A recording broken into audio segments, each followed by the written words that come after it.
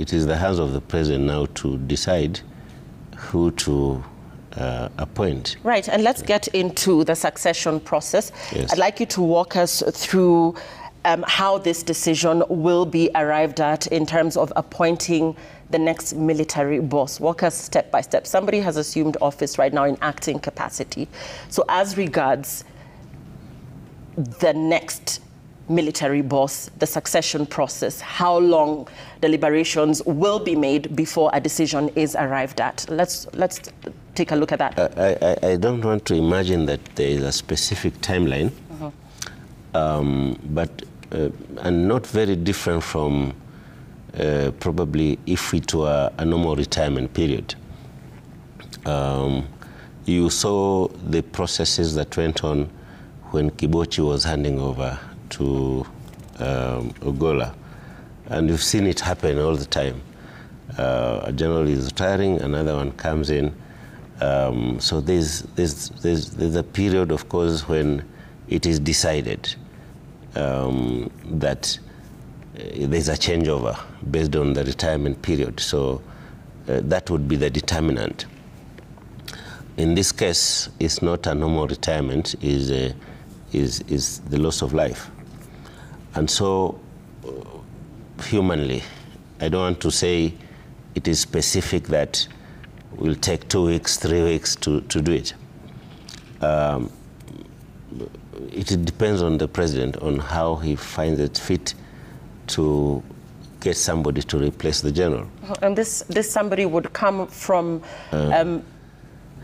but I can't, I'm not there yet, but what I'm saying is it is human, and it is also, I think, African.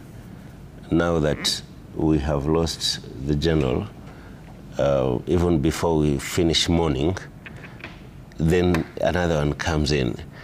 I think it's also untraditional if then somebody, even at home, somebody passes on, and already the children around the boma are starting to imagine succeeding. And we're not getting into specific names, but in terms of the military language and protocol, we're looking at the Navy, for instance. We're looking at where the considerations might lie. And therefore, just in layman's language, because there is protocol in the military, there are procedures, to help our viewers understand better where the possible person, the possible military boss could come from, looking at the past and going into the future. Okay, I know the bigger part of the argument is about the Tonje rules. Exactly.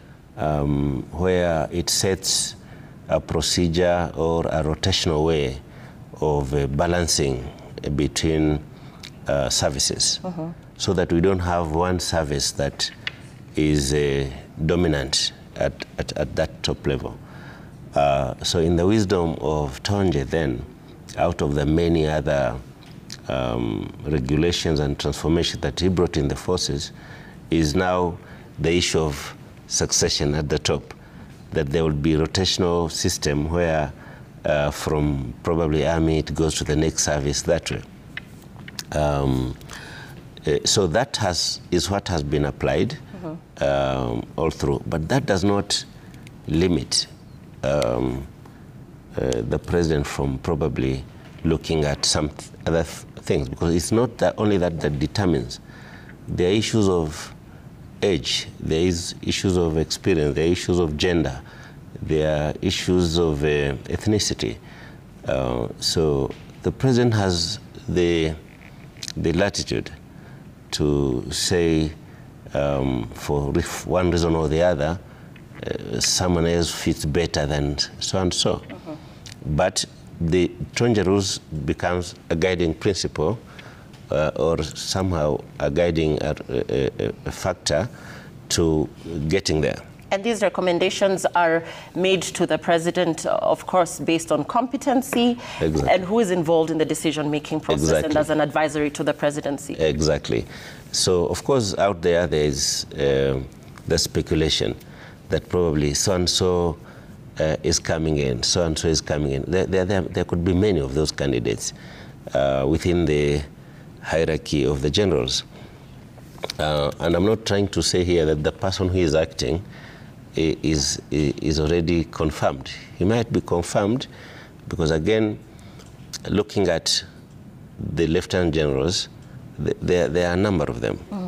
Some in training institutions, some are there in the services, some are there in different offices.